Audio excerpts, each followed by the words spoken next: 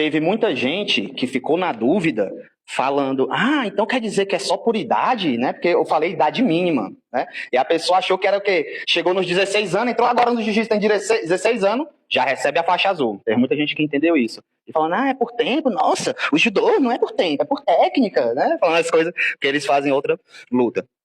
E aí, vamos relembrar aquilo que eu falo para vocês. Arte marcial, qual o conceito de arte marcial? Fortalecer corpo, mente e espírito.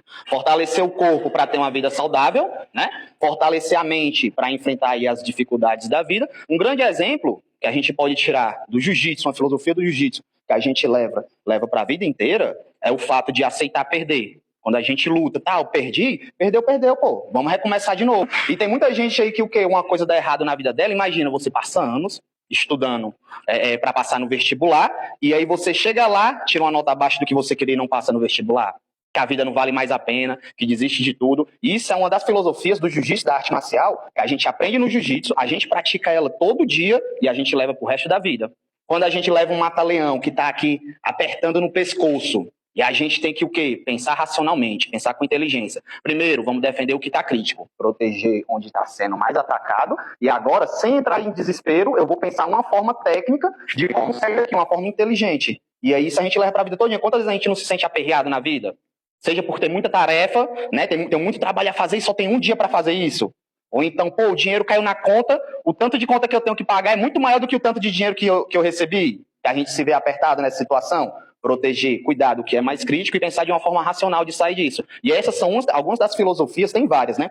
Essas são algumas das filosofias do jiu-jitsu que a gente leva para a vida inteira. E é assim que a gente fortalece a mente. E depois fortalece o espírito, saber lidar com isso e encontrar uma maneira de ser feliz mesmo em meio à guerra. A gente todo dia não tá aqui se matando, se machucando e não é feliz fazendo isso?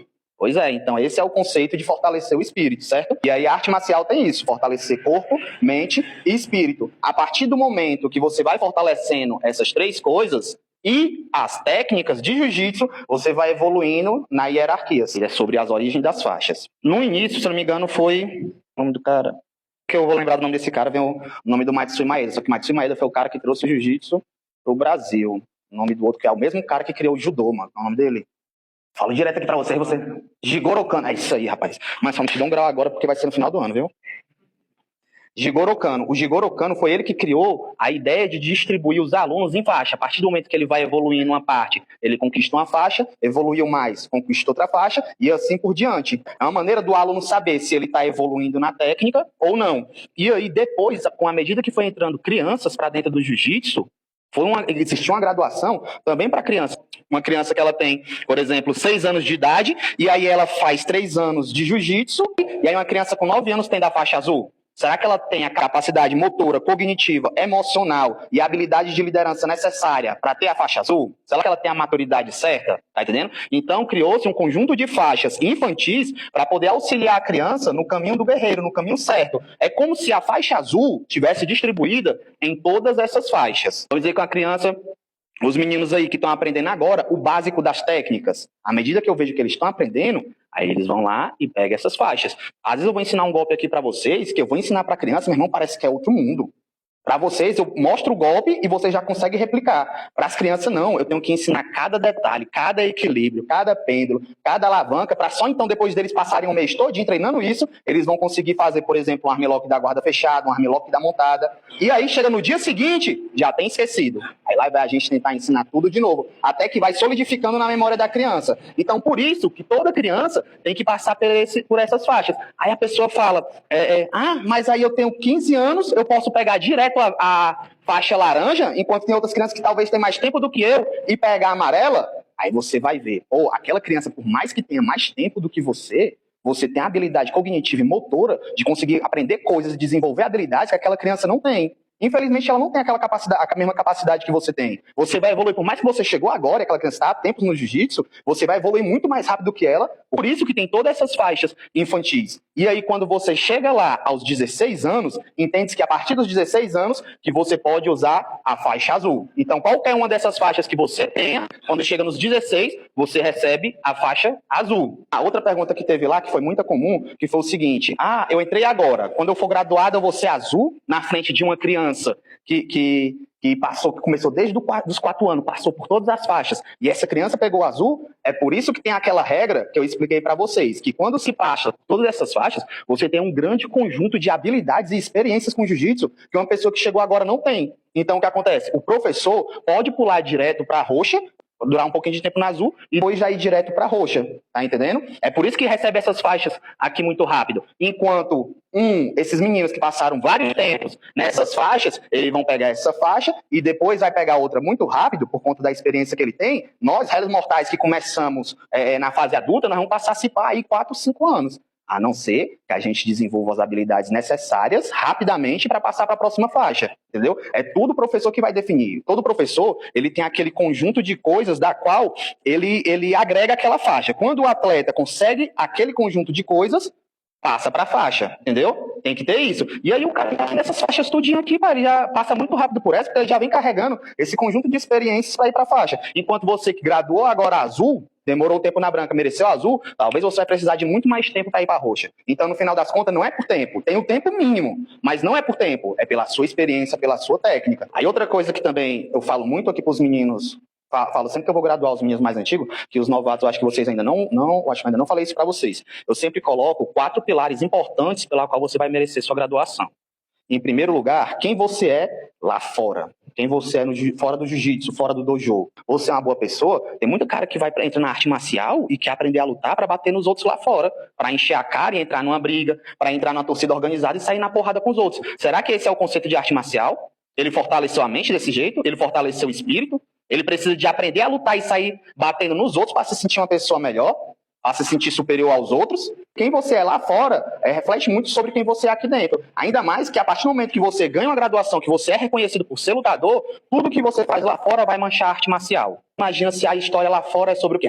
Esses caras aí que faz luta é só pra se achar mais do que os outros. É só pra brigar. Essas coisas, corpo, mente e espírito. Tem alguma dessas coisas tem a ver com bater nos outros no meio da rua, se achar superior aos outros? Tá entendendo? Então, esse é o primeiro pilar. Quem você é lá fora importa muito. Em segundo, quem você é como aluno. Nós temos aqui algumas regras e todas essas regras refletem na disciplina do nosso dojo. Você fica chegando atrasado todo dia?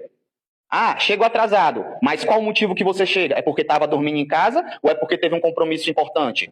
Tá entendendo? Tem muita gente que tem algum compromisso, a mãe precisa dele, ou então foi ao médico, ou então alguma coisa da escola e acaba chegando atrasado. Mas aí tem gente que tá lá no sofá só esperando da hora, dá um tempinho aí chega aqui depois do aquecimento ou do alongamento. Você tem que ser um bom aluno também.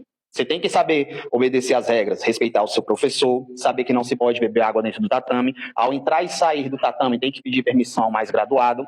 Você não pode falar palavrão dentro do tatame, ter uma boa postura, ter um bom comportamento. Tudo isso resume na disciplina do nosso dojo. Melhor, eu sou bichão, quero ser melhor do que todo mundo. Entendeu? De que adianta ser melhor do que todo mundo se você não é melhor do que o seu ego? Né? Se você perdeu pro ego. Carlos Drummond de Andrade diz que só é lutador aquele que luta consigo mesmo. Se você não consegue vencer nem a sua vaidade, de que adianta você vencer todo mundo no tatame?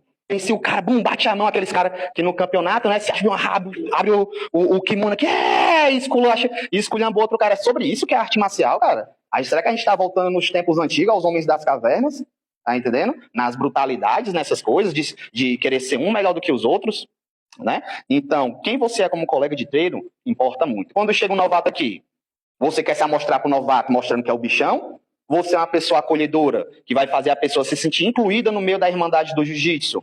Que vai fazer a pessoa se sentir parte do nosso dojo, para que ela possa também aprender sobre defesa pessoal, sobre fortalecer corpo, mente e espírito, aprender sobre disciplina e evoluir a si mesmo, encontrar versões melhores de si mesmo.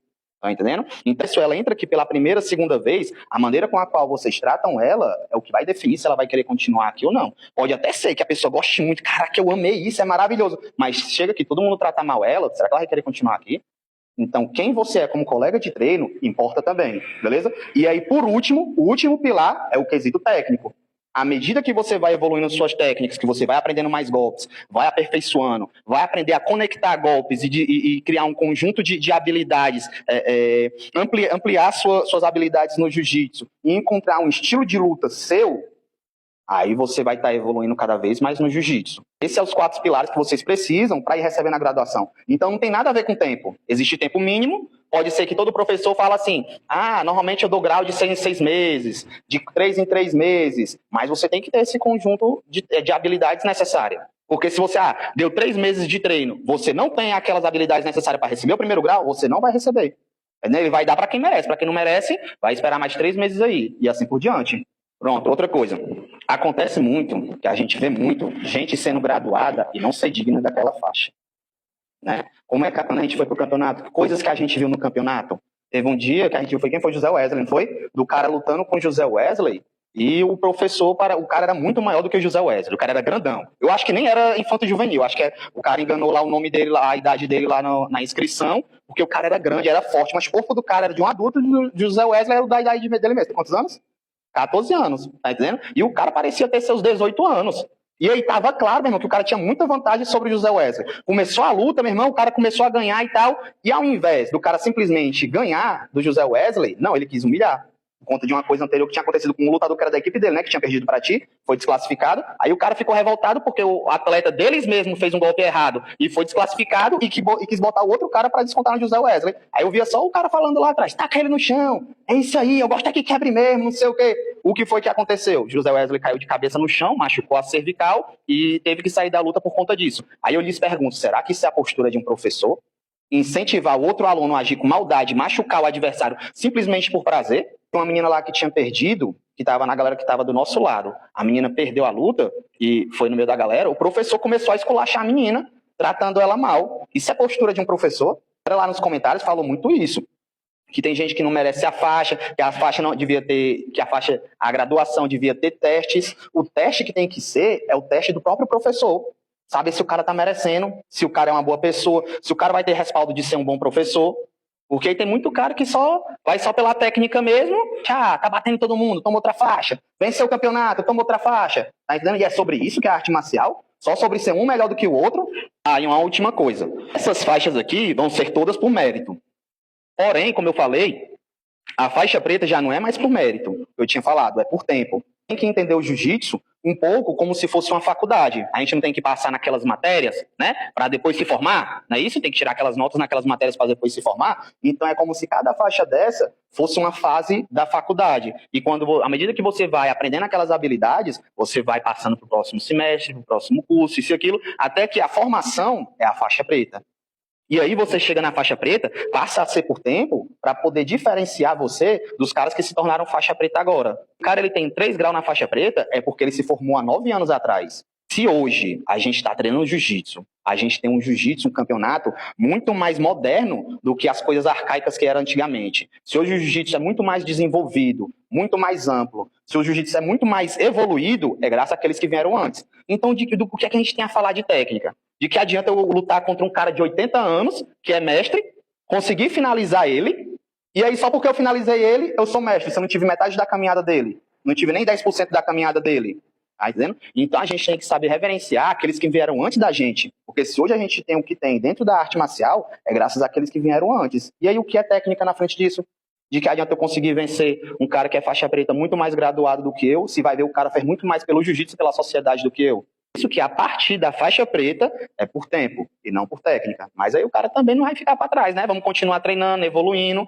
Tá? Tem gente que acha que só porque o cara é velho, é antigão, o cara tem tantos anos aí, acha que o cara tira o cara pra nada. Aí você vai lutar com, por exemplo, o Gabriel aí, o mestre, que ele tem 5 graus na faixa preta, vai lutar com ele. O último campeonato que eu vi ele foi campeão mundial. Tá entendendo? Então não é só por questão de tempo. Os caras também têm técnica, eles continuam treinando. É isso aí.